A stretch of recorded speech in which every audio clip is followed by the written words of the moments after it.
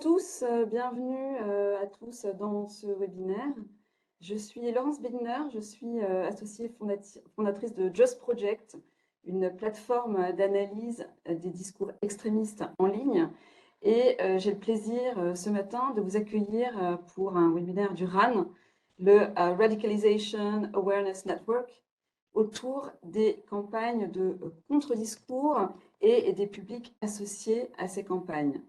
Aujourd'hui, j'ai le plaisir d'accueillir avec nous deux experts reconnus qui travaillent depuis un moment sur les campagnes de contre-discours, de discours alternatifs. Il s'agit de M. Manuel Coméron et de M. Wassef Lemouchi. Je les introduirai un peu plus tard. Et avec eux, nous parlerons, nous discuterons, nous échangerons au sujet de deux campagnes qu'ils ont conçues et qu'ils ont réalisées. Donc, chacun d'entre eux aura la parole une vingtaine de minutes sur la campagne qu'il propose de décrire.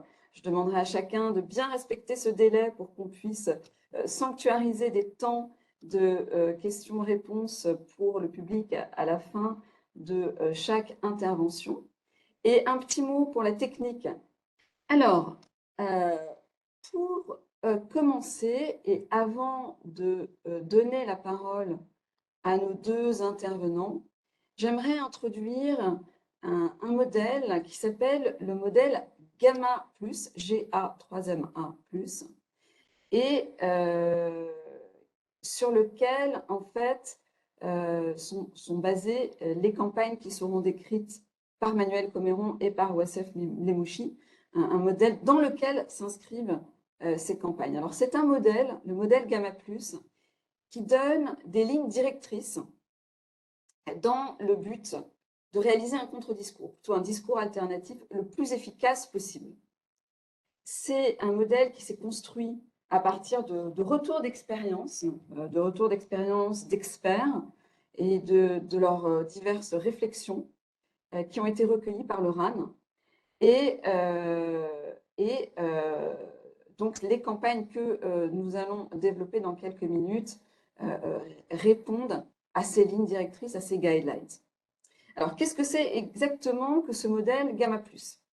Gamma est un acronyme qui renvoie à différentes étapes et différents paramètres d'une campagne de discours alternatif.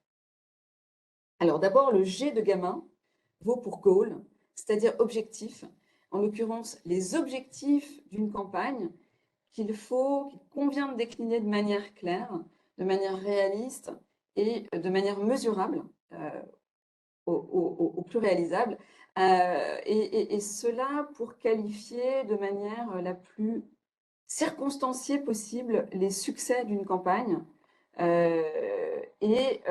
Ces objectifs vont chacun reposer sur une théorie qui s'appelle la théorie du changement et qui va expliquer, qui va décrire pourquoi on pense que cette campagne va fonctionner et dans quelle mesure elle va affecter le public, de quelle façon elle va pouvoir modifier le comportement du public.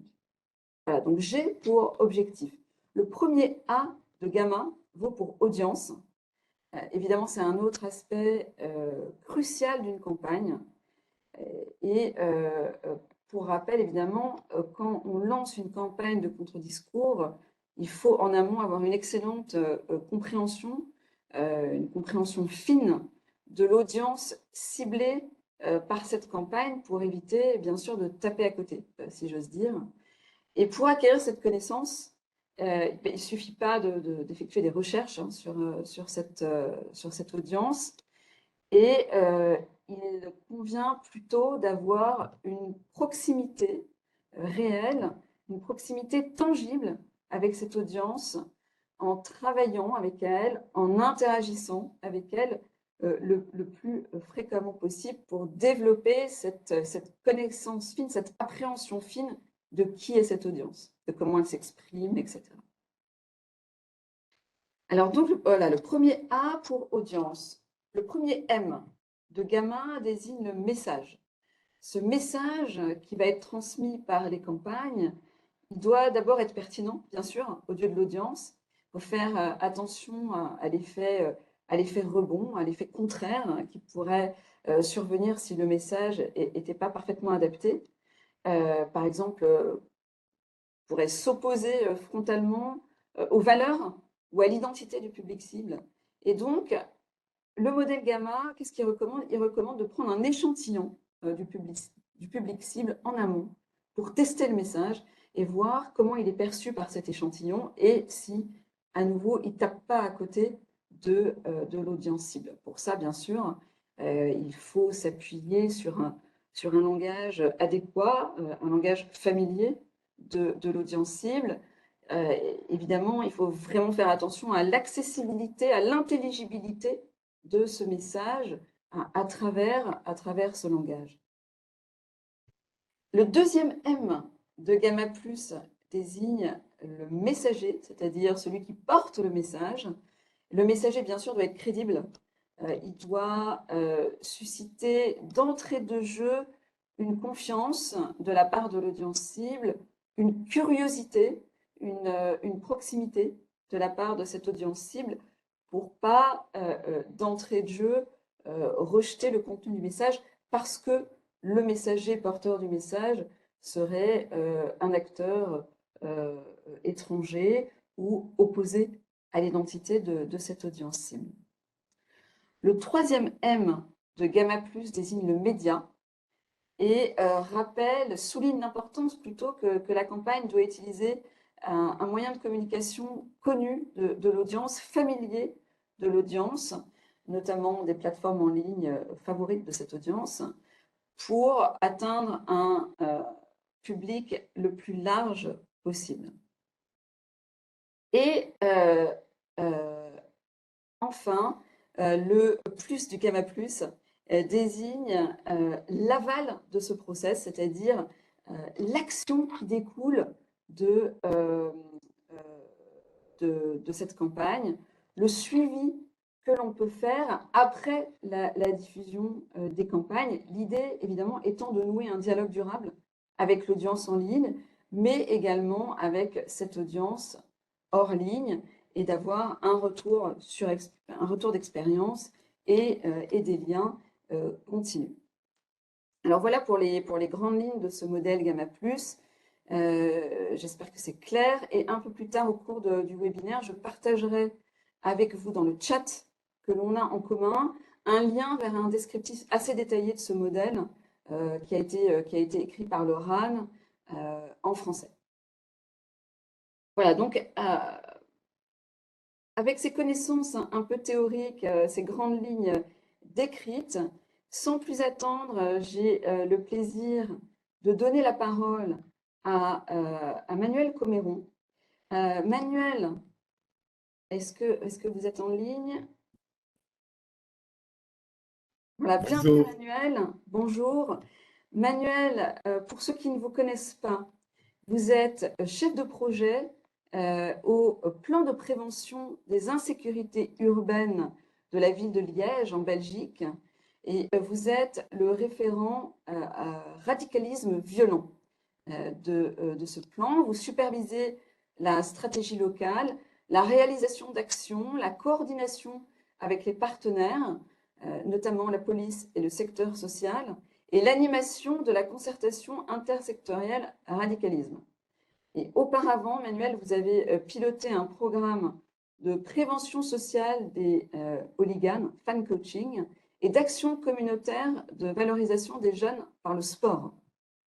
Et enfin, vous êtes psychologue, expert en violence collective, et vous êtes également collaborateur à l'Université de Liège, en Belgique, et vous contribuez également à des réseaux internationaux. Voilà, Manuel, je vous laisse la parole pour évoquer une campagne qui s'intitule Local Voices pendant à peu près une vingtaine de minutes. C'est à vous. Merci Laurence. Alors je vais partager un PowerPoint pour avoir quand même un support visuel. Donc merci Laurence pour cette aimable introduction et merci à Rennes pour l'invitation à partager notre... Oui, apparemment, donc, enfin, je reprends rapidement. Alors, donc, je crois que mon micro a été coupé. Donc, merci Laurence pour cette aimable introduction et merci à Ran pour l'invitation à partager cette expérience de projet que nous avons mené à Liège sur le terrain dans le cadre d'une action Local Voices qui était mise en place par le Forum européen à la sécurité urbaine, qui est un réseau de villes.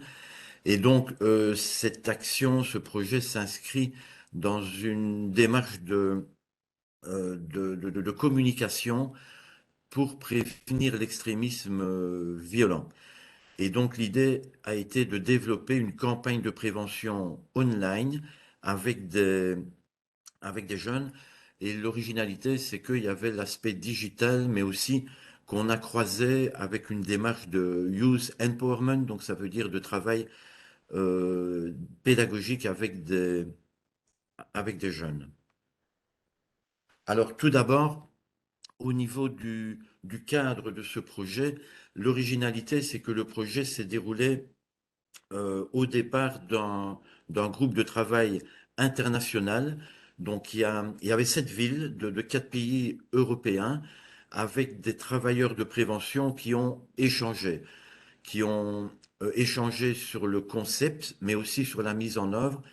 Et ce qui est intéressant, c'est que c'est l'interaction enfin, c'est l'interaction qui s'est placée au niveau international qui a permis de d'inspirer le travail qui s'est réalisé ensuite au niveau local. Donc on n'est pas parti d'une démarche du local vers l'international.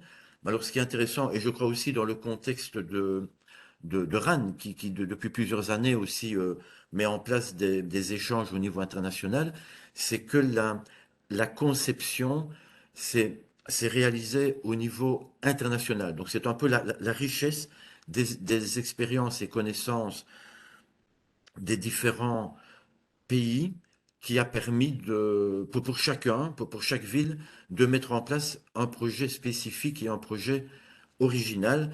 Donc il y avait des villes, il y avait Madrid, Liège, Augsbourg, Montreuil, Strasbourg, Molenbeek et Lyon.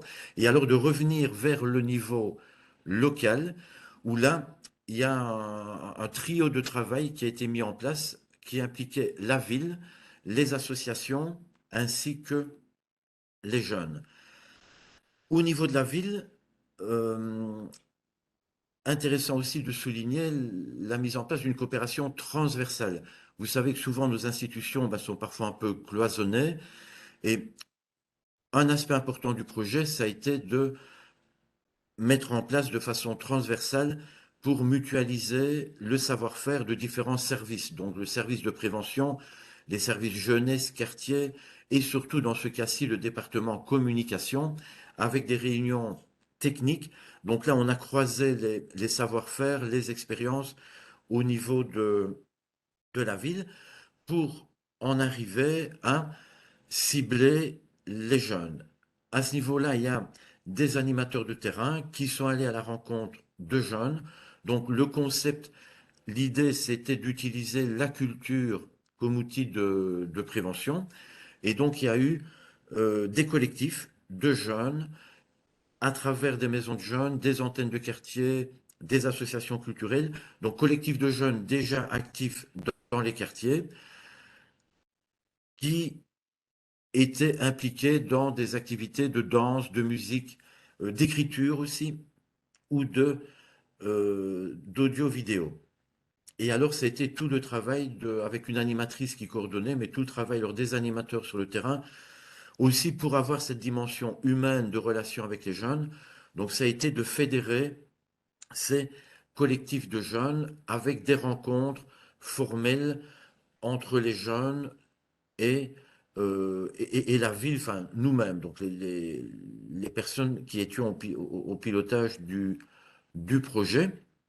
Alors, euh, important à souligner, donc cette animation sur le terrain par des intervenants spécialisés. Donc, ici on parle d'un projet donc online digital, mais on a voulu veiller à maintenir le facteur humain. et toujours dans cette logique de youth empowerment, avec une dimension humaine, relationnelle sur le terrain, donc d'établir une relation pédagogique avec les groupes de jeunes et aussi d'avoir un accompagnement permanent, un accompagnement éducatif de ces jeunes, où nous avions une série de moteurs qui étaient on les cite ici, qui sont Ambiance Néfaste, One Nation et Liège City Breakers, donc des collectifs de jeunes constitués au niveau des quartiers, mais résultat aussi de projets mis en place par les associations et les pouvoirs publics. Alors, petite parenthèse, c'est souligner que ce projet spécifique s'est inscrit dans une démarche globale, dans une stratégie d'action de prévention de l'extrémisme violent à Liège, qui se veut holistique. Donc ça veut dire que à partir de la ville, il y a une concertation qui est en place qui implique les services sociaux, la police, mais aussi l'université qui joue un rôle important dans nos activités, les secteurs scolaires, le secteur interculturel aussi. Et donc, il y a toute cette démarche d'implication de différentes ressources au niveau local et de mise en place de partenariats avec des actions qui impliquent aussi les partenaires, mais aussi de la sensibilisation, un travail pédagogique avec, ici concrètement quelques exemples. C'est une pièce de théâtre qui a eu lieu dans les écoles, un film d'animation, des cinémas débats pour permettre aussi la libération de la parole, une autre campagne online, mais plus axée sur la cohésion sociale, la campagne Liégitude. Donc, euh, l'action ici qu'on a mis en place, Local Voices, s'intégrait dans une stratégie globale plus large. Alors, étape importante, je reviens sur Local Voices, c'était de mettre en place une formation pour les intervenants locaux. Donc, pour les intervenants qui travaillaient en direct avec les jeunes, mais aussi pour d'autres intervenants jeunesse, aussi dans cette logique systémique, sachant que le projet, après, devait aussi euh, se développer au niveau d'autres centres de jeunes. Et alors, nous voyons ici, dans les intervenants, nous avons une certaine Lieke Wouters, nous avons aussi Wassef, donc on a eu des experts internationaux qui sont venus, donc c'est des inputs qu'on a ramenés vers le niveau local. Donc intéressant aussi que ce projet qui est parti du niveau international, revenu au niveau local, à un certain stade, on a fait revenir aussi l'international pour amener des inputs d'expertise. Alors, il y a eu des formations sur deux séminaires ciblés autour de la culture médiatique des jeunes, autour des méthodes de communication vers les groupes radicaux, autour de la construction d'une campagne sur les réseaux sociaux. Et nous avons aussi, en coopération avec l'université, accueilli, par exemple, une experte de l'université de Washington qui a apporté aussi toute une connaissance sur la mise en place de campagnes de communication. On a travaillé aussi avec le centre de prévention de Montréal. Donc, il y a toute une dimension comme ça un peu systémique qui a été mise en place avec un croisement entre l'international, le local et toujours une coopération entre différents partenaires et des ressources locales, donc pour réaliser le clip, pour lancer la campagne et aussi pour l'évaluation. Alors, la réalisation du clip, qui a pris 3 mois. Donc concrètement, réalisation avec les jeunes, 3 mois, pour faire l'écriture du texte, l'écriture de la musique, la répétition des chorégraphies et le tournage. Tournage qui a été scénarisé par les jeunes. Donc, nous enverrons un lien vers la vidéo. Techniquement, c'est un peu difficile de visionner la vidéo par le lien, mais on enverra le lien dans le chat. Et donc, euh, avec aussi ce travail de texte dans des ateliers d'écriture, donc ce sont des collectifs de jeunes euh, qui ont rédigé ces paroles, avec, vous recevrez aussi le texte, donc je vous invite en écoutant le clip de lire les paroles qui sont enfin, d'une belle écriture avec toute une réflexion et comme le titre l'indique, faut qu'on en parle. Donc dans le contexte des violences radicales, ben, c'est un appel des jeunes au dialogue. Euh, Avant-dernière étape de cette campagne, c'était au moment du lancement online, nous avons fait un événement vivant. Donc, ceci était donc c'était l'année avant la crise sanitaire, avant la crise Covid. On ne parlait pas, mais déjà à l'époque, on a dit on veut faire un événement vivant, c'est pas ce qui nous attendrait après, mais on voulait que, en complément de la dimension online, digitale, qu'il y ait un événement vivant. Et donc, il y a eu le lancement sur les réseaux sociaux en direct à l'occasion d'un événement dans un centre culturel d'éducation permanente où les jeunes étaient présents et les jeunes ont présenté le clip sur la scène. Ils étaient aussi avec d'autres jeunes dans la salle. Et alors, il y a des travailleurs du secteur social qui faisaient partie du public. L'idée ici, c'était aussi, donc dans cette logique de Youth Empowerment, c'était aussi d'apporter une valorisation aux jeunes, une valorisation directe par rapport au travail réalisé. Alors ici, le lien vers le clip, je crois que c'était, bah, ça se trouve maintenant dans le chat. Et euh, si on le lance ici, donc on aura peut-être des difficultés. Donc je vous invite à visionner ça par la suite.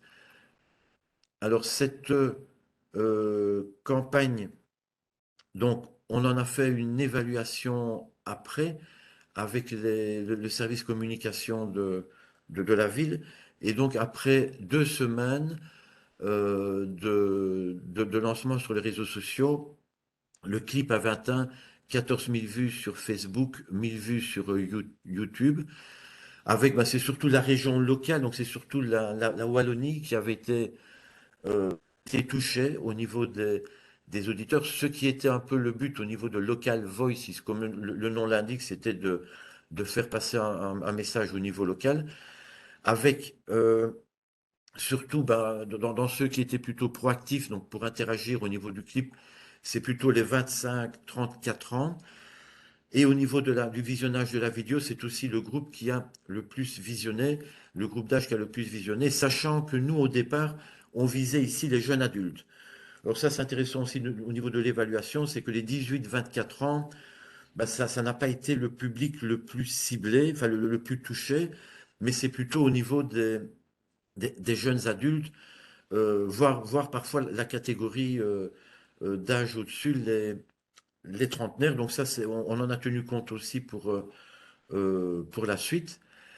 Et donc, voilà, donc ça, c'est des évaluations toujours intéressantes. Donc, il y a eu 27 000 impacts, 3 800 interactions, sachant que nous avions décidé de ne pas le sponsoriser.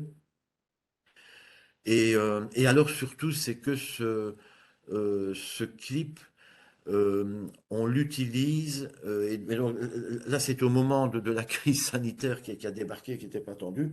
Donc le but est d'utiliser ce clip aussi comme un support pédagogique avec les jeunes qui le présentent, qui font des animations dans les centres de jeunes et les écoles. Donc on a eu un peu on a été taclé par l'arrivée de la crise sanitaire et là maintenant on reprend. Donc c'est l'intérêt aussi, c'est que ça ne soit pas que one shot et que ça puisse être aussi un support pédagogique pour des animations faites par les jeunes pour d'autres jeunes. Alors en conclusion, ce qui est intéressant, ben, c'est d'avoir eu des inputs d'expertise au niveau local, des échanges avec des collègues européens, d'apporter aussi un cadre à des jeunes pour valoriser leur potentiel. Et ce que on a trouvé fort positif dans l'expérience, c'était de pouvoir croiser le, le clip online avec un événement vivant. Et comme je l'ai souligné tout à l'heure, c'est aussi de la préparation, c'est veiller à maintenir le facteur humain, aussi veiller à avoir une relation avec les institutions, donc surtout dans ce contexte-ci, travailler avec des associations, mais c'est bien aussi qu'une institution comme la ville puisse établir une relation de confiance avec les jeunes notamment dans un contexte de polarisation. Il y a aussi une certaine fragilisation de remise en question des institutions. C'est important aussi que les jeunes soient en relation avec la ville. Et alors que on puisse faire alors une évaluation pour d'autres campagnes. Donc, comme je vous disais, ben voilà, c'est que il y a eu, en tout cas sur les réseaux sociaux, euh, c'est un groupe d'âge. C'est pas vraiment le groupe d'âge qui était ciblé, qui était le plus réceptif, mais c'est l'intérêt aussi d'avoir une évaluation de type quantitatif, sachant que l'évaluation qualitative, ben, les jeunes eux, entre eux, mais sur d'autres plateformes, ont aussi échangé le clip. Donc ça, on n'a pas su le mesurer quantitativement, mais il y a eu, sur le plan qualitatif, beaucoup d'échanges du message et du clip au niveau des jeunes. Donc voilà, je vous euh, remercie pour l'écoute et donc je repasse la parole à Laurence. Un grand merci, Manuel, pour cette présentation qui est extrêmement intéressante et qui souligne euh, des, des- des caractéristiques qu'on évoquait lors de l'introduction de ce webinaire. Notamment, ce qui est extrêmement intéressant, c'est l'alliance du digital et du offline, du terrain. Et le tout digital, quand on est pure player, c'est beaucoup plus difficile euh, d'avoir une proximité avec cette audience cible. Et vous avez réussi, visiblement, à travers cette campagne, à travers vos actions terrain, à avoir cette proximité. Je souligne également l'idée du transfert d'expérience que vous avez réalisé avec les formations et des experts internationaux qui sont venus pour décliner une sorte de savoir théorique que vous avez appliqué en local. Et évidemment, l'idée de l'empowerment et de faire participer, de rendre ces personnes actrices de leur propre message. Alors, en attendant des questions qui seraient envoyées dans la section Q&A, j'ai moi-même quelques questions, Manuel. Euh, C'était effectivement compliqué pour des raisons techniques de diffuser le clip. Est-ce que vous pouvez nous décrire un tout petit peu ce clip? Euh, Qu'est-ce qu'on voit et qu'est-ce qu'on y entend et quel type de paroles, quel type de message, combien de temps il dure, etc., est transmis par ce clip? Oui. Alors, on peut faire l'essai, hein, c'est parce que ça risque d'être un peu haché au niveau de. Ou on peut même faire l'essai de montrer quelques secondes pour avoir une idée. En fait, en résumé, le clip, ce qui était surtout important, c'était le travail aussi bah, sur les textes. Euh, donc, c'est un texte qui touche à la polarisation sociale, au radicalisme violent. Donc, c'était que aussi de faire passer un message vers des jeunes, mais porté par d'autres jeunes. Donc, un appel au dialogue. Et une musique plutôt, ben, on est plus dans le hip-hop, hein, donc on est plus dans aussi une forme de culture juvénile, c'était le choix des jeunes, mais alors aussi un travail de chorégraphie sur des danses urbaines. Donc il y a eu comme ça le croisement des arts urbains, avec aussi la démarche pédagogique du clip.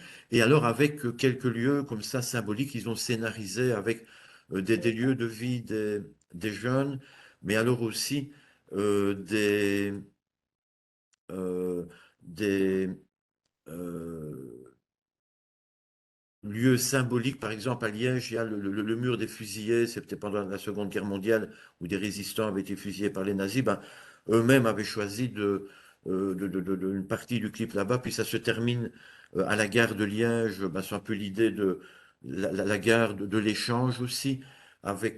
C'est une campagne que la ville avait mis en place de Liège Together. Donc ça veut dire ensemble. Donc c'était quelque chose de fédérateur.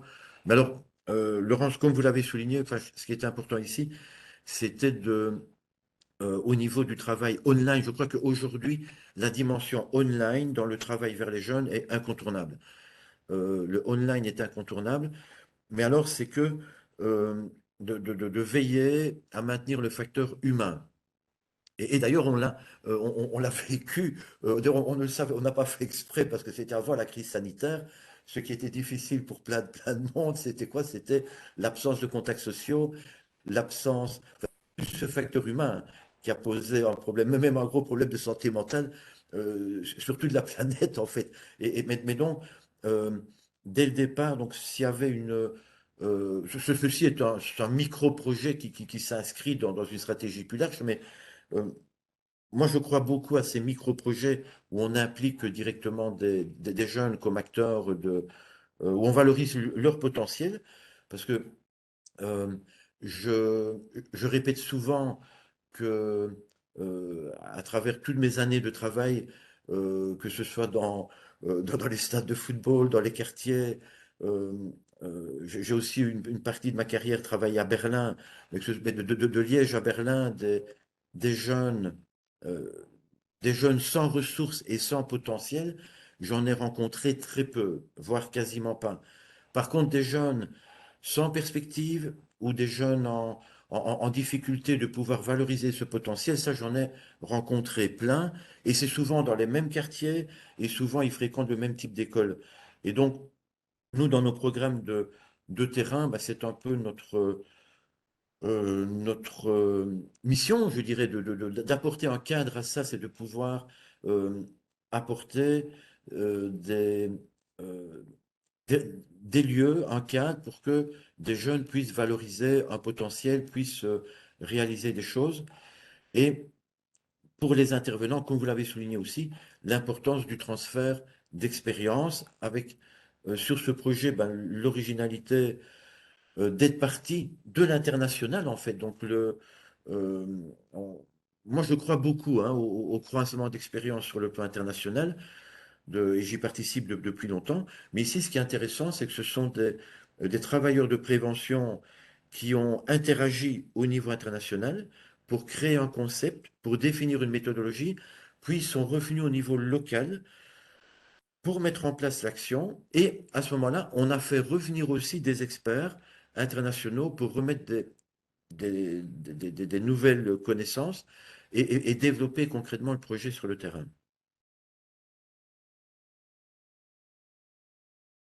Merci Manuel, c'est très clair et effectivement, j'invite l'audience de ce webinaire à aller regarder à la fin de ce webinaire le clip dont Manuel parle et dont le lien vous a été envoyé dans le chat.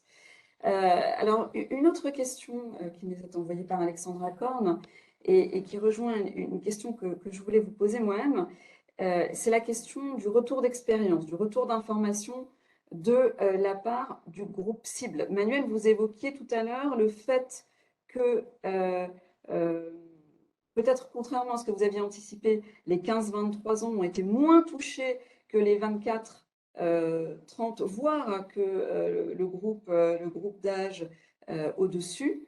Euh, Quel était à l'origine le public cible en termes d'âge?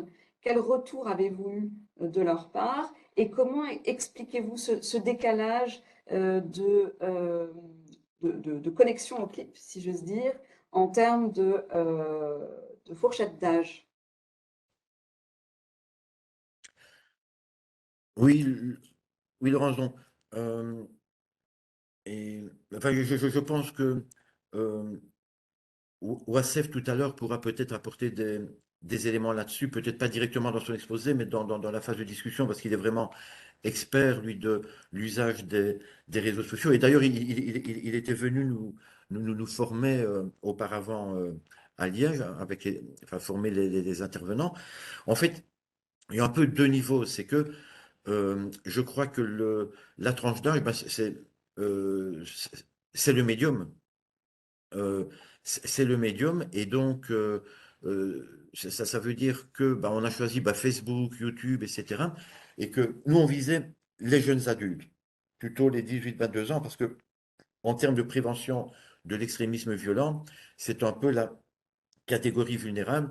On a d'autres projets de sensibilisation. On a travaillé parfois avec des adolescents, voire même des enfants, mais ici, c'était plutôt la tranche des jeunes adultes. Et je pense que Facebook, etc., euh, n'est n'est- n'est- n'est plus vraiment dans la culture directe de ce public-là. Et donc, c'est plus les 25-35, voire les 35 ans eux, accrochent encore un peu à Facebook.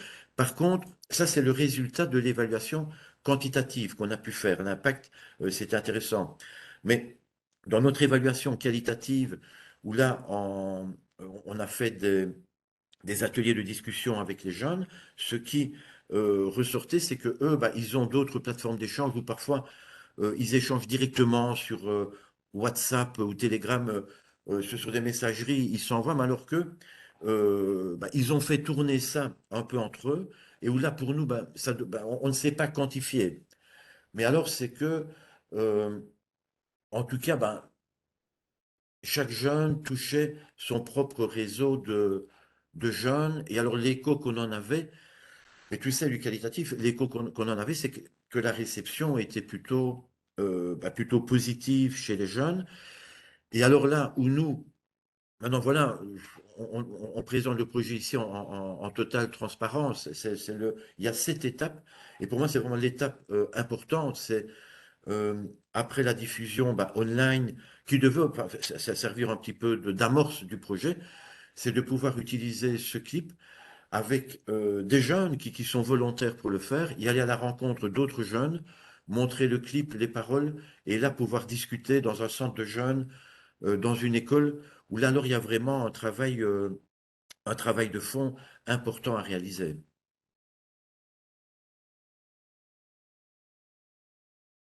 D'accord, merci beaucoup, Manuel. Euh, Autre question, c'est un projet qui a réuni beaucoup de monde. Euh, Ça a été un projet relativement long, avec 3 mois de conception de clips, etc., des choses en amont avec des formations.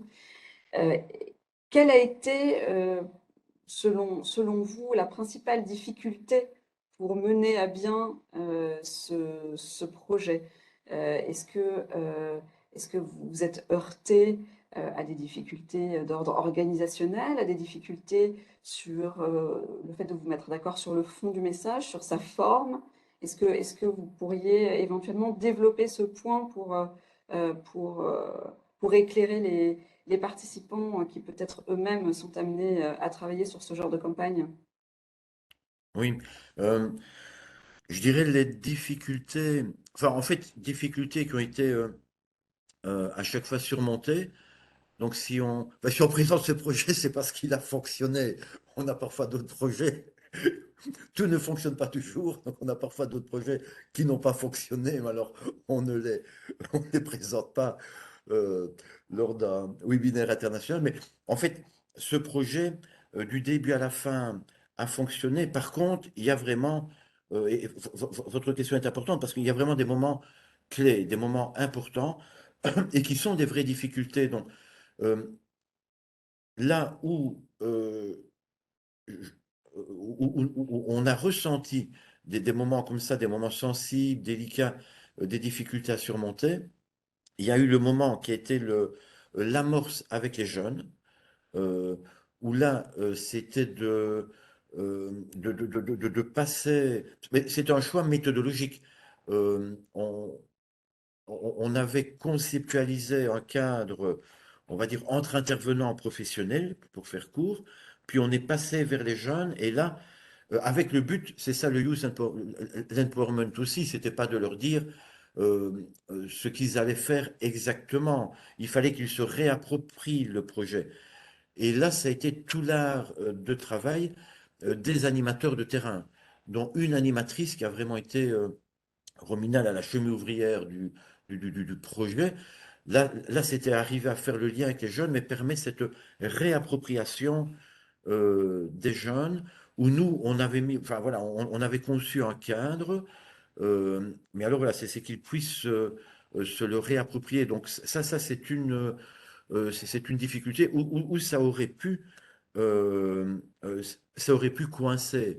Et ce projet, en effet, a pris du temps, mais alors c'est aussi tout l'investissement euh, qui se fait sur le terrain au niveau des animateurs auprès auprès des jeunes. Donc, c'est tout ce, oui, c'est le terme qui me paraît le plus adéquat de réappropriation du projet par les jeunes, avec un peu parfois bah, des allers-retours vers nous. On a eu comme ça des rencontres formelles pour un peu discuter, etc. Même des paroles. Donc c'était. Mais en même temps, je trouve que c'est formatif aussi pour les jeunes parce que bah, ils viennent au contact des institutions. Donc il y a aussi tout un apprentissage social derrière. Donc ça, c'est un des moments, je dirais, sensibles. Alors l'autre moment sensible préalable, c'est au niveau au niveau local, là, au niveau institutionnel, c'est de parvenir à euh, mettre en place une approche transversale.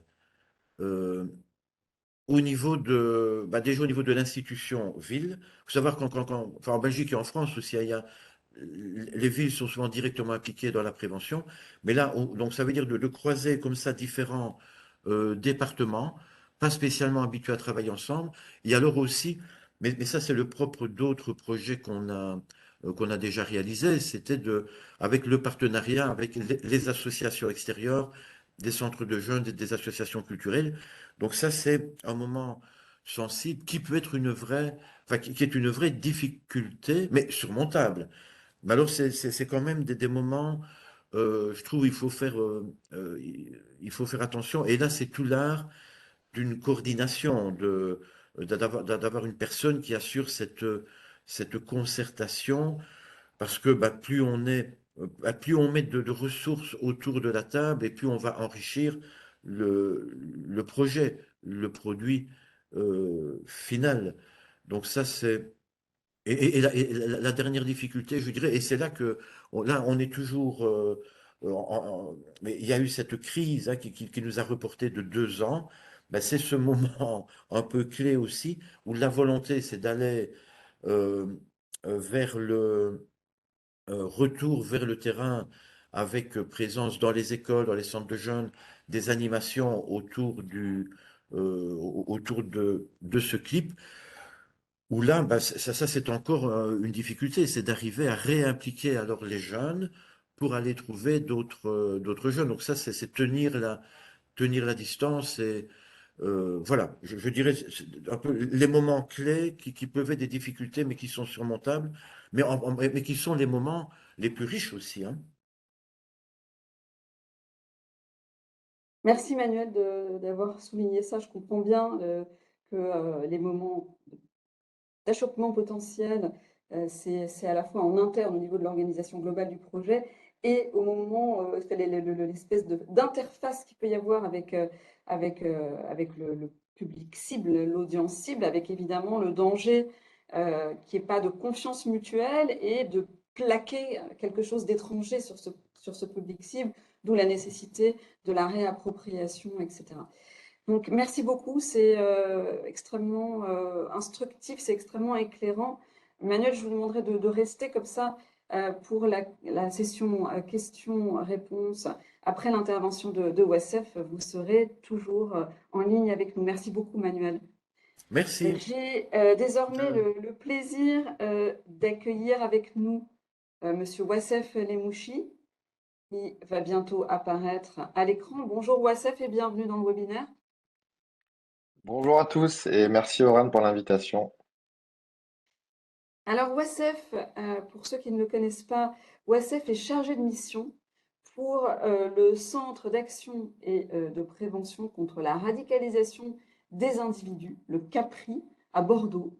Wassef est également enseignant à l'université Gustave Eiffel et il a une expérience en études et en veille digitale pour des organisations comme, par exemple, l'Institut Montaigne, pour le CIPDR, pour l'ISD, l'Institute for Strategic Dialogue, et pour Djihadoscope, Just Project. J'ai moi-même le plaisir de travailler de manière très régulière avec WASF.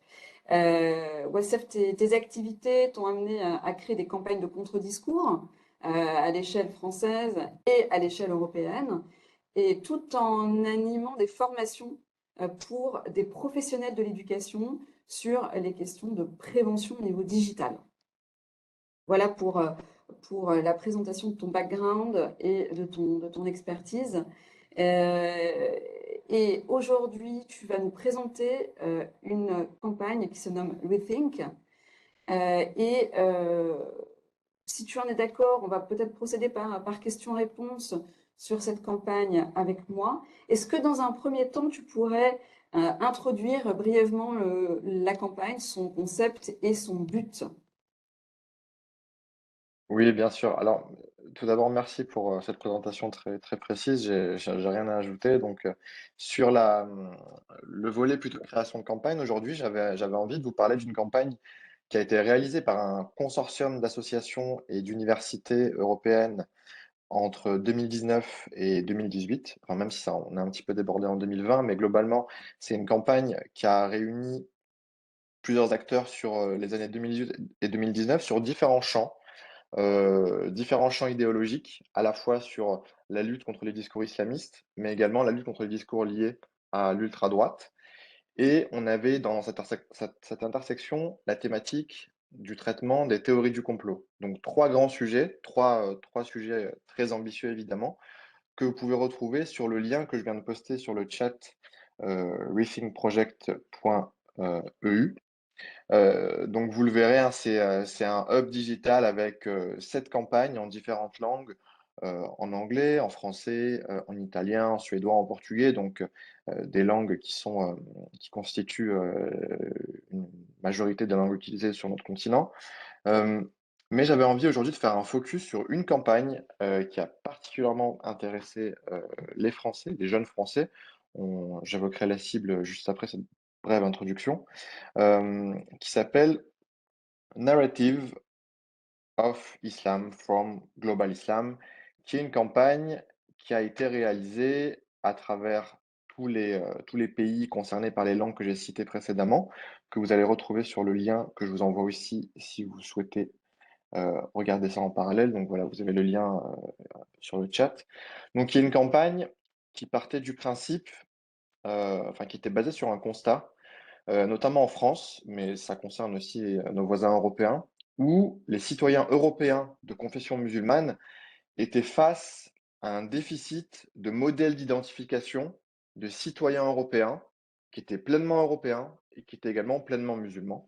Donc c'est vrai qu'aujourd'hui, on est face à un triste constat où on a à la fois des discours identitaires qui essaient de tirer cette citoyenneté vers le bas et en mettant constamment en avant la foi avant la citoyenneté et un peu plus que ça, parce que quand on est face à des acteurs qui mettent la foi avant la citoyenneté, on est souvent face à des acteurs qui ont un discours très identitaire, marqué par un islamisme fort, qui soit purement religieux ou purement politique, mais bien souvent on est sur un mix des deux. Et nous, on avait l'ambition avec cette campagne de mettre en avant des figures d'identification. Donc c'est clairement l'objectif de la campagne, c'était de promouvoir des figures qui sont pleinement européennes, mais également dans une pratique d'un islam compatible évidemment avec leur citoyenneté. Et on a réalisé une campagne de 5 vidéos avec différents acteurs, donc à la fois des théologiens, mais aussi des personnalités liées au monde de la culture, mais globalement des professionnels de tous bords qui avaient envie de parler de leur foi et de leur citoyenneté sans contradiction. Et c'est ce qu'on peut voir dans cette campagne de 5 vidéos. Et on a pris une porte d'entrée qui était intéressante pour les citoyens de confession musulmane, où on avait un espèce d'appel d'air purement religieux, parce que c'est une campagne qui est basée sur les 5 piliers de l'islam, sauf que finalement, on ne parle pas que de religion, en tout cas on en parle un petit peu forcément, mais plutôt de la compatibilité entre les 5 piliers de la religion musulmane et la citoyenneté européenne. Merci Wassef pour cette introduction, c'est extrêmement intéressant. Euh, alors, ma première question concerne le public cible. Comment est-ce que vous avez identifié ce public cible? Est-ce que vous avez procédé à des segmentations en termes d'âge, en termes de géographie? Comment est-ce que vous l'avez identifié? Oui, Évidemment, dans toute campagne, mais c'est également sur quoi tu faisais référence sur le modèle Gamma, c'est que forcément la cible est prépondérante lorsqu'on crée une campagne. Et ici, on peut mettre en avant 3 points très précis concernant la cible. Donc on a à la fois, la classe d'âge, heu, on a également l'espace géographique, qu'on souhaite toucher, mais également le profil en termes d'intérêt. Ça, c'est quelque chose de plus fin à cerner. C'est pour ça que cette campagne qui a duré quasiment, 24 mois, hem, c'est divisé en 2 parties avec une première année où on était vraiment dans la recherche et dans la création de campagne et cette recherche, s'est faite particulièrement sur la question de la cible. Donc c'est vrai que, c'est forcément une question légitime. Alors pour détailler un peu notre logique et les choix qu'on a qu'on a mis en place, premièrement sur la classe d'âge, nous on s'est basé sur différentes études sur l'intérêt, qu'avaient, les jeunes parce que forcément sur ce type de campagne, on a quand même une idée préconçue sur notre cible qui doit être jeune, mais quand on parle de jeune, il faut qu'on catégorise précisément qu'est-ce qu'un jeune. Et nous, sur cette campagne, on avait remarqué que sur une volonté de valorisation de modèles d'identification, il nous fallait tout de même une certaine maturité. Et on a un petit peu mis de côté les adolescents, même si ça restait un peu dans notre spectre sur d'autres sujets. Mais sur cette campagne-là, on est parti sur une cible de jeunes adultes, 18-23 ans. Donc forcément, hein, on est sur un espace digital, donc rien n'est cloisonné, mais globalement, le cœur de cible, c'était du 18-23 ans. Sur l'élément géographique, bon, vous l'avez compris, hein, c'est une campagne européenne. On a ciblé les plus grandes zones géographiques en Europe, avec chacune ses spécificités linguistiques. Et pour terminer, sur la question des intérêts, moi je pars du principe que dans toute idéologie, dans tout concept, il y a 3 cercles avec un cœur d'activistes, des suiveurs et un public masse qui va être influencé par ces 2 premières sphères. Et nous, on a voulu viser la masse qui était influencée, donc pas forcément des gens qui étaient activistes et qui croyaient forcément au discours islamiste, mais plutôt sur des personnes qui ont consommé, qui avaient une certaine sensibilité envers ce discours, donc qui étaient potentiellement influençables. Et on a choisi de faire un focus sur cette troisième cible-là. Les 2 premières qui sont davantage marquées idéologiquement, nous intéressaient forcément, mais on avait choisi de placer le cursus sur une cible qui était plus facilement influençable par nos contenus, mais aussi qui est en termes de chiffres, était plus importante, que les 2 cibles qui étaient convaincues et sur lesquelles c'est beaucoup plus dur de travailler.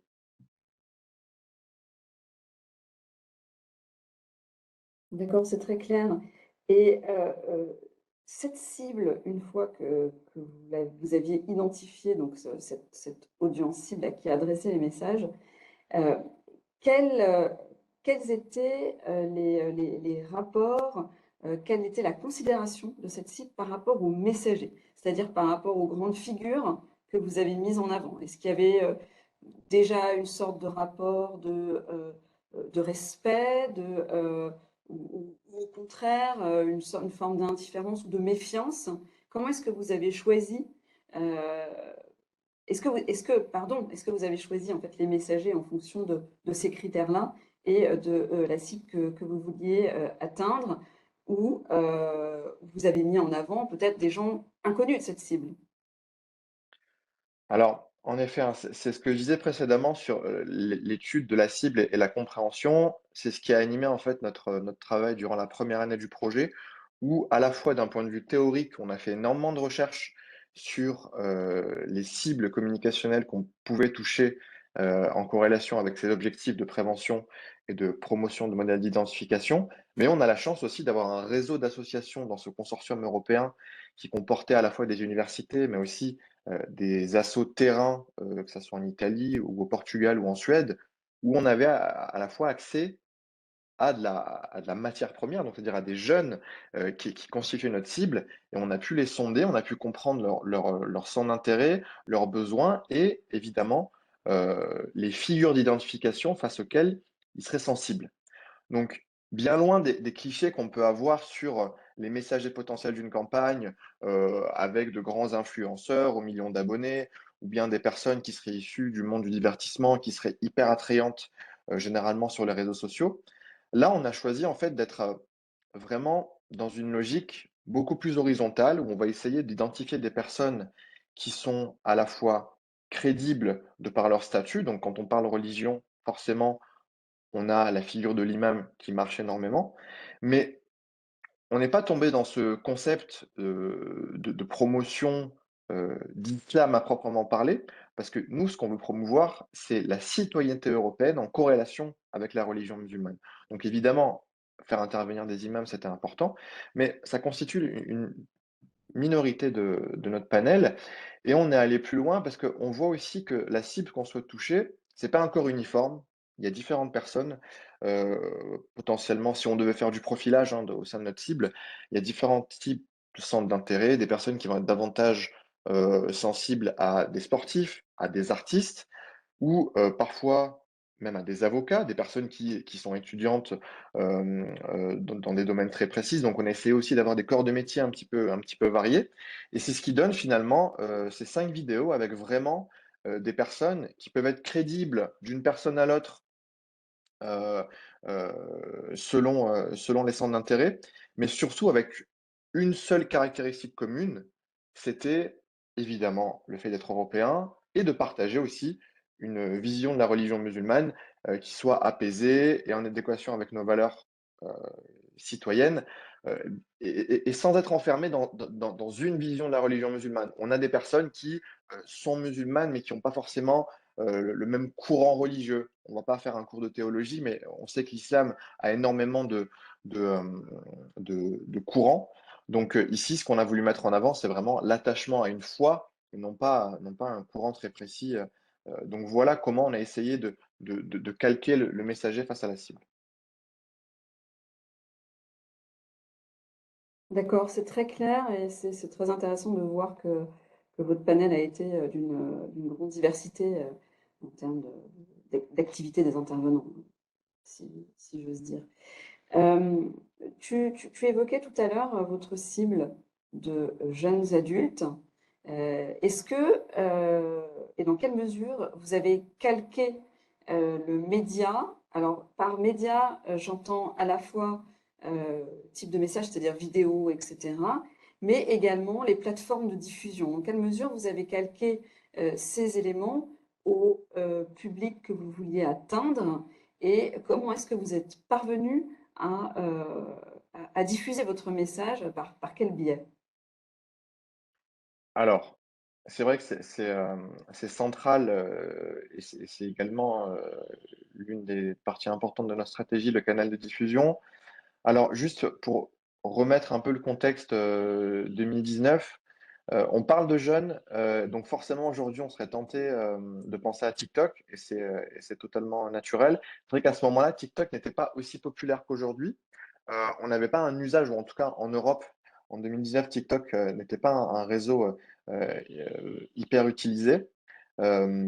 Néanmoins, à ce moment-là, on a saisi l'opportunité d'être sur Instagram parce que c'était le réseau, considéré comme le plus jeune. En tout cas, si on met Snapchat de côté et si on considère Snapchat comme plutôt comme un service de messagerie et non pas comme un réseau social, on a choisi d'être sur Instagram de manière très majoritaire où on a, investi à la fois, des canaux qui avaient déjà une audience jeune, donc on a pu bénéficier d'une audience qui était déjà légitime, plutôt d'une page qui avait une audience légitime sur le sujet, et qui était elle-même légitime pour un public de jeunes adultes.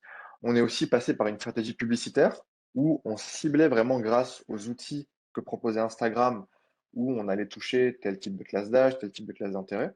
Ça, c'est une première chose. Mais on n'a pas mis de côté certaines autres plateformes qui étaient pas forcément la plateforme la plus utilisée par notre public, à savoir Facebook, où, on entend énormément de statistiques sur Facebook, où aujourd'hui la moyenne d'âge est de 40 ans.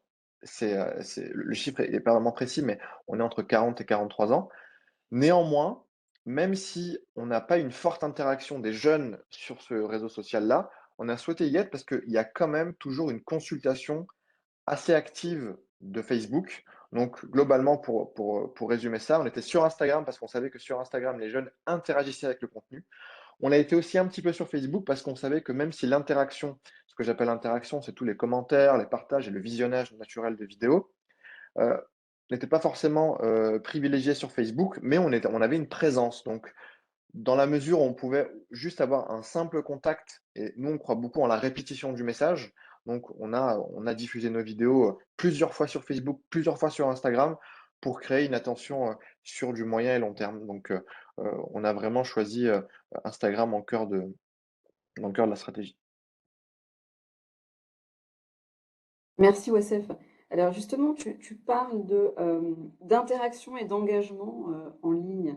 Mais si je me réfère toujours au modèle Gamma Plus, avec le deuxième A de Gamma qui est l'action, euh, dans quelle mesure une campagne comme ça, qui est une campagne purement digitale, avec des messages euh, idéologiques, politiques ou socioculturels, comment est-ce qu'une telle campagne peut se décliner en action et est-ce que effectivement vous aviez, vous, dans l'idée de décliner cette campagne en action concrète dans la vie réelle et est-ce que ça s'est réalisé?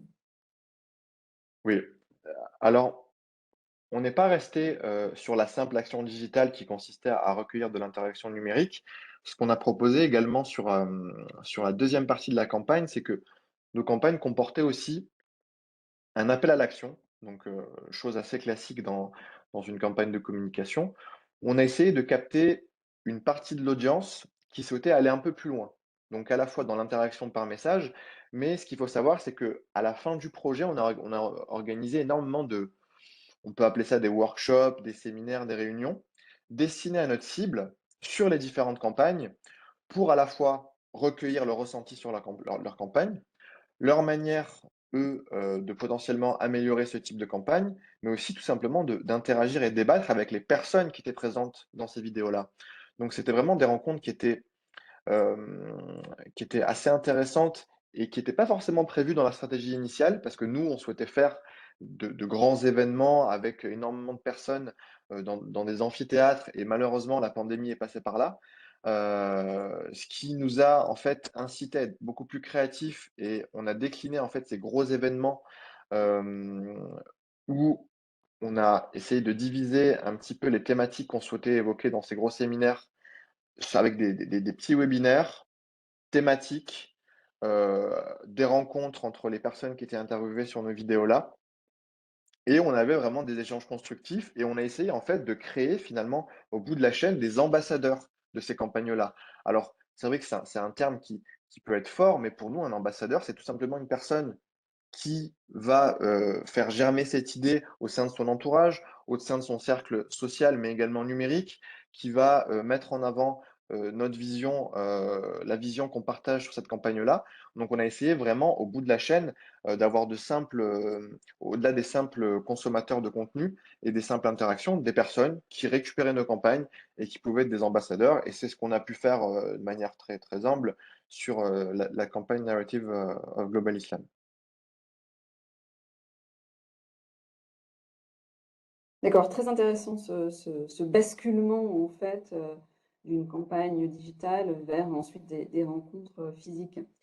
Euh, dans la dernière phase de cette campagne OSF, est-ce que vous avez mené un travail quan- quantitatif ou qualitatif du succès qu'a pu avoir cette campagne sur l'audience cible, de l'impact que ça a pu avoir, de l'influence en fait que ça a pu avoir sur, euh, sur leur changement de vision du monde, leur changement de comportement, ou voire même de manière plus restreinte sur juste la prise en considération de la campagne et le fait d'y avoir eu accès.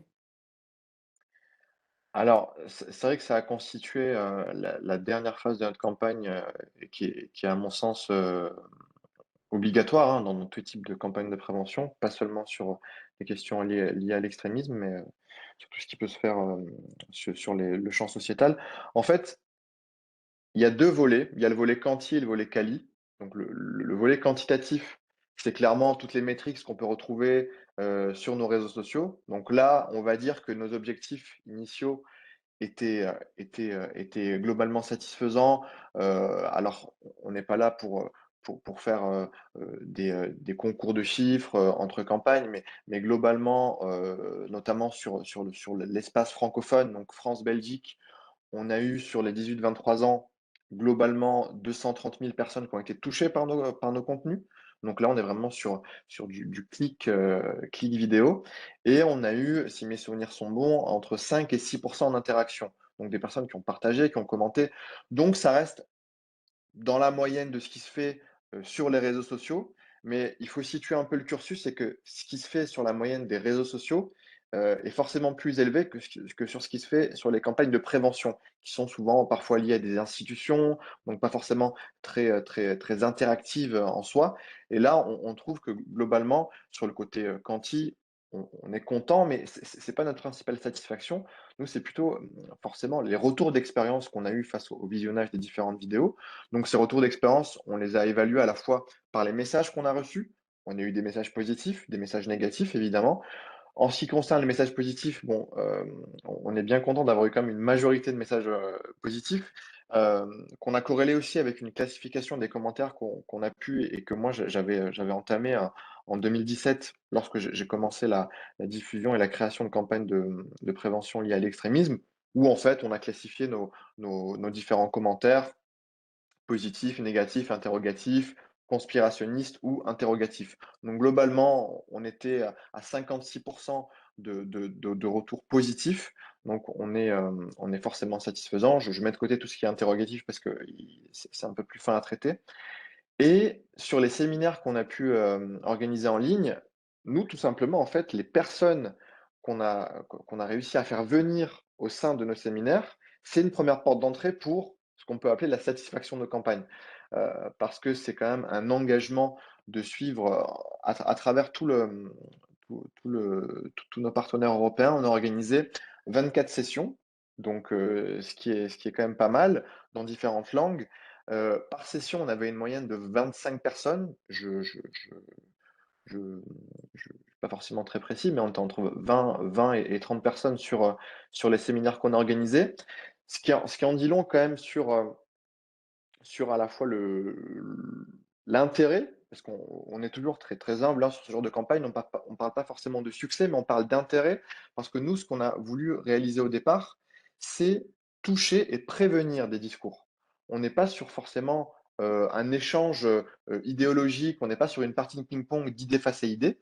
On est vraiment sur quelque chose, on va promouvoir quelque chose de positif, et c'est à mon sens en fait ce qui devrait se faire aujourd'hui lorsqu'on évoque le traitement de sujets liés à l'extrémisme, où forcément on a pensé pendant un moment qu'on était sur une concurrence idéologique, où à chaque fois on devait être face à des arguments de contre-arguments.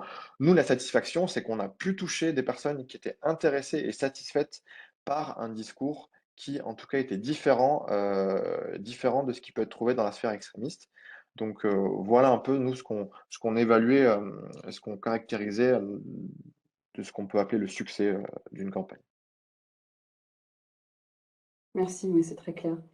Hem, J'aimerais savoir si au cours de cette campagne, donc qui a quand même duré, 3 ans, heu, vous avez eu des difficultés à surmonter?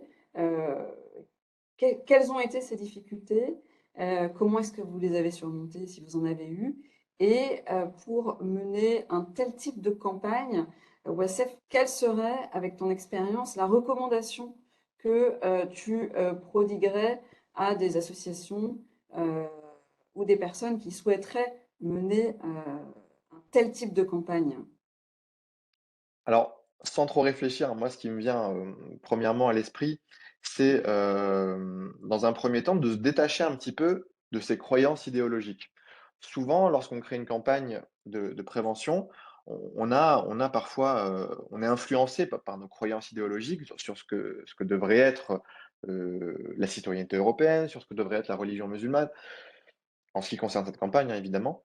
Heu Nous, on a essayé, parfois difficilement parce qu'on est quand même pas mal d'acteurs sur ce projet-là, de se dire que nous, ce qui nous intéresse, c'est ce que veulent les jeunes, qu'est-ce que consomment les jeunes et qu'est-ce qui pourrait les les intéresser et qui pourrait les attirer un peu plus vers nous et un peu moins vers les influenceurs extrémistes qui ont une audience parfois très importante. Quand on parle d'extrémisme, hein, petite parenthèse, on ne parle pas forcément de personnes violentes ou qui diffusent des contenus violents physiquement notamment, mais plutôt des personnes qui sont dans une volonté de se séparer de la société, des personnes qui sont dans une violence sociale ou parfois dans une déshumanisation dans leurs propos.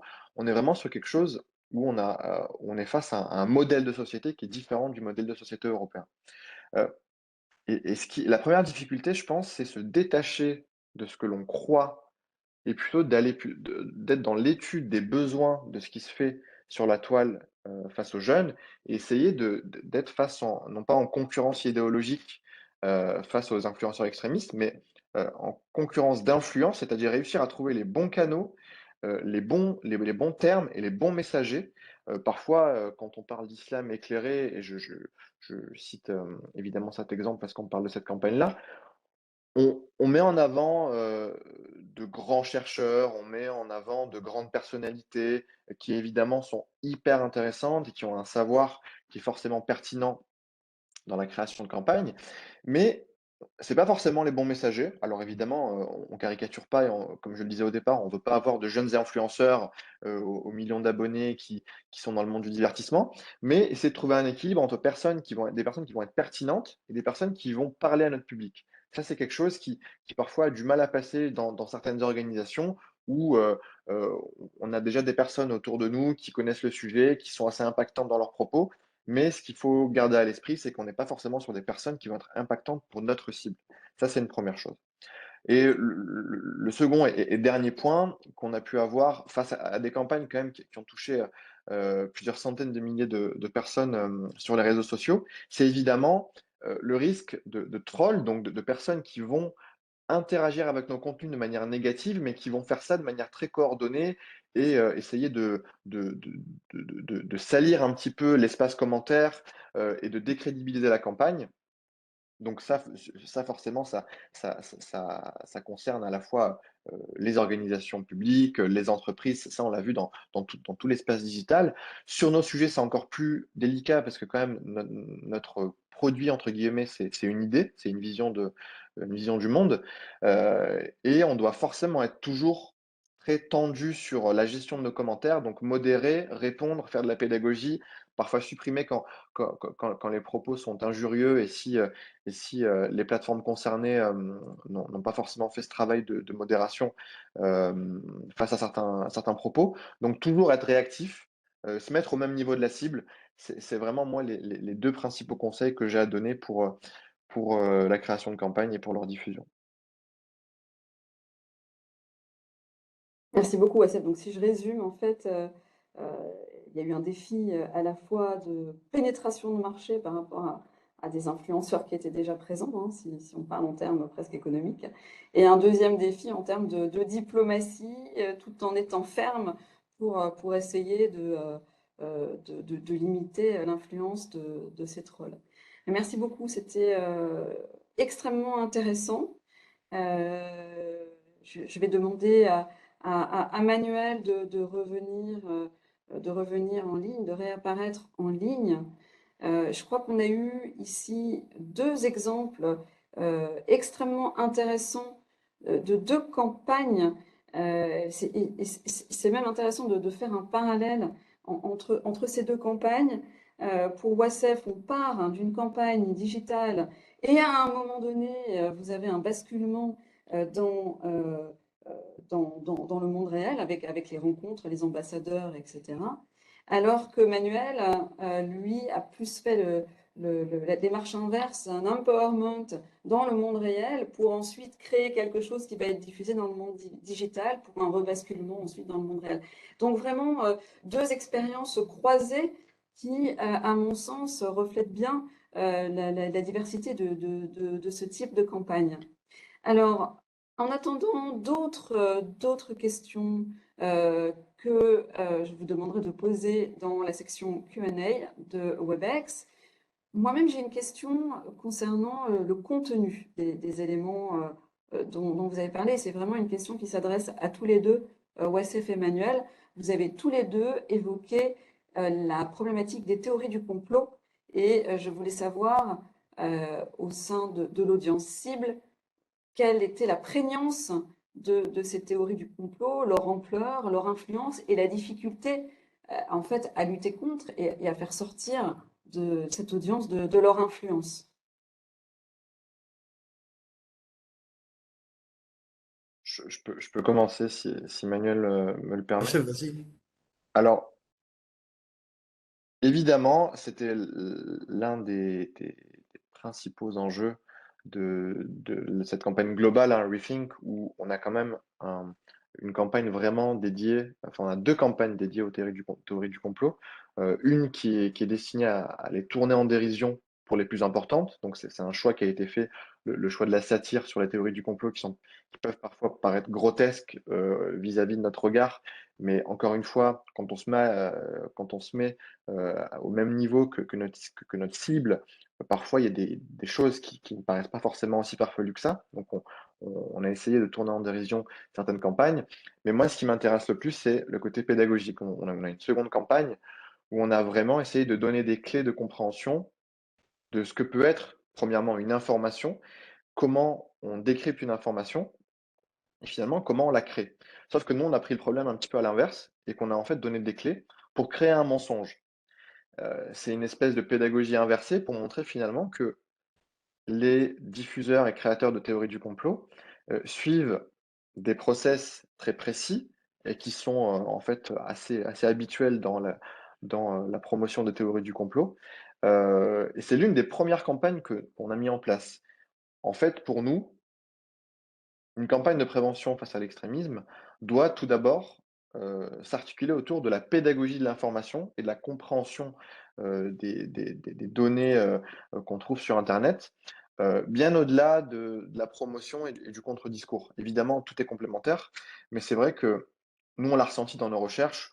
On avait une très grande majorité des jeunes et malheureusement des moins jeunes, hein. On ne doit pas toujours taper sur les plus jeunes, mais les théories du complot sont partagées par différentes, à la fois classes sociales, mais aussi classes d'âge. Et c'est vrai que, avant même de parler de fond sur certaines idéologies, on doit forcément parler de pédagogie par rapport à l'information, parce qu'en fait, tous les types d'extrémisme utilisent, comme vous le savez, différentes théories du complot, et parfois, certaines théories du complot alimentent des sphères extrémistes, en fait, qui sont censées être hyper polarisées, sont censées se détester, voire se combattre. Et c'est pour ça que notre porte d'entrée dans le projet Rethink, c'est traiter les théories du complot.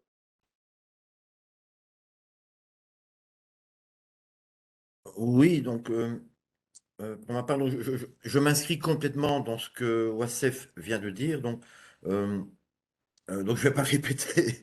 Euh, il a très bien décrit les choses. Donc, je vais simplement peut-être compléter ce qu'il a dit par notre expérience, nous, ici, euh, à Liège. Donc, quand on a commencé à travailler, en fait, on a commencé à travailler sur l'extrémisme violent en 2014, parce que des jeunes partaient rejoindre Daesh, voyageaient vers la Syrie déjà depuis un an ou deux. Donc, euh, ça a pris de l'ampleur.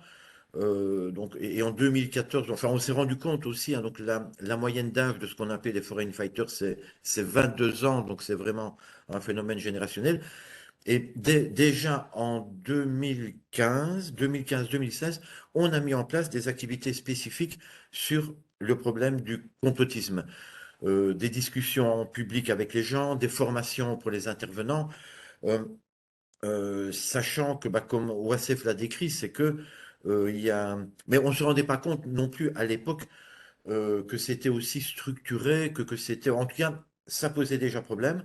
Et on savait que pour pouvoir travailler sur la problématique du radicalisme qui mène à la violence, c'était un secteur d'intervention qu'il fallait investir. Donc tout ce qui était complotisme, conspirationnisme.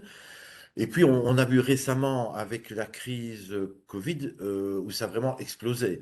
C'est même rentré. Donc, je dirais, nous, on l'a vécu. Allez, 2000, avant 2018, c'était plutôt une affaire des professionnels, des spécialistes, etc., le complotisme dans le grand public. si on parlait de complotisme dans un repas de famille, personne ne savait ce que ça voulait vraiment dire, quoi. Tandis que maintenant, depuis le Covid, c'est devenu vraiment, c'est rentré dans le vocabulaire même grand public.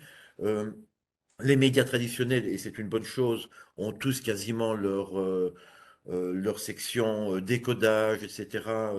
De, et donc, nous, en tout cas, sur cette campagne-ci, c'était pas l'objet principal. Par contre, ça fait partie, comme je l'ai expliqué dans l'exposé, donc il y a une stratégie plus globale avec toute une série d'actions.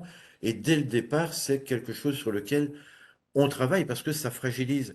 Et on le voit avec, on l'a vu avec le Covid, on le voit, mais même maintenant avec la guerre en Ukraine aussi, ça, il y a tout un conspirationnisme qui se développe, mais ça fragilise la société, ça renforce la polarisation sociale. Et par rapport au public jeune avec lequel on travaille, donc déjà à l'époque, on s'en rendait compte, et c'est pour ça qu'on a travaillé là-dessus, c'est que très vite, nos intervenants de terrain revenaient vers nous, que ce soit nos éducateurs, mais aussi des enseignants dans les écoles, parce que confrontés à ce problème de complotisme chez les jeunes, mais alors avec une difficulté d'être crédible, parce qu'en tant qu'intervenant institutionnel, je veux dire, un enseignant fait partie du grand complot, vu que l'institution, il y a un complot institutionnel, donc ça veut dire une décrédibilisation de nos intervenants.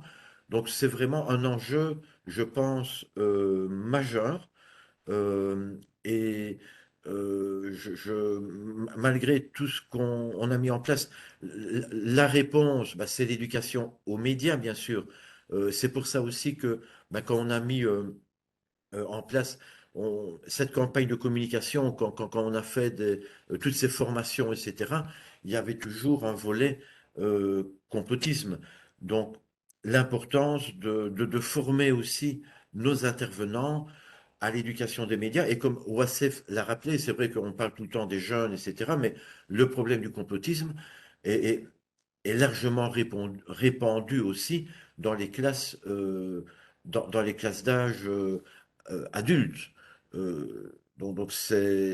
c'est vraiment un secteur sur lequel il faut travailler. Mais alors voilà, c'est que c'est un problème, mais essayons de le transformer en réponse positive. Ça veut dire que tout ce qui est éducation média, etc., développement de l'esprit critique, là aussi, il y a un chantier de travail énorme à faire vers les jeunes et les moins jeunes. Voilà.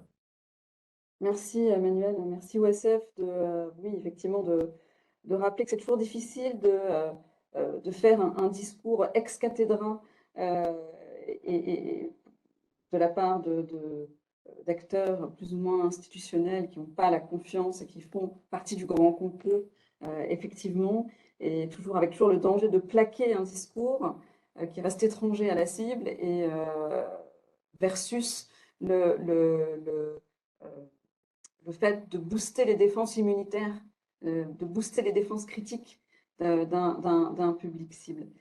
Un grand merci à tous les deux, OSF et Emmanuel.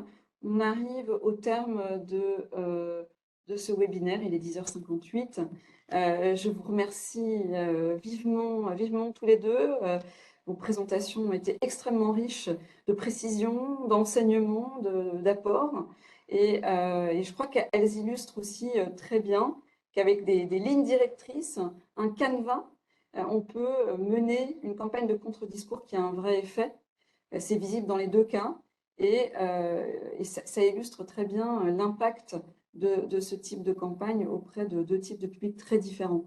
Grand merci à tous pour votre participation à ce webinaire. Grand merci à l'équipe du RAN, à Lieke Wouters, à Alexandra Korn, à Martin de Bridet pour l'organisation de ce webinaire. Et je vous rappelle que vous allez être automatiquement dirigé vers une petite enquête là maintenant à l'issue du webinaire qui va recueillir vos impressions sur ce webinaire. Et merci à tous et à très bientôt pour d'autres webinaires du RAN. Bonne journée à tous. Merci à tous, bonne journée. Merci. Au revoir, bonne journée.